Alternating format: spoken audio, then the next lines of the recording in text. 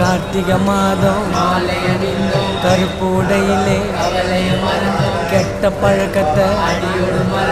ஐயனை காண சபரிமலை வாசா உனக்கு சந்தனாபிஷேகம் ஐயப்பா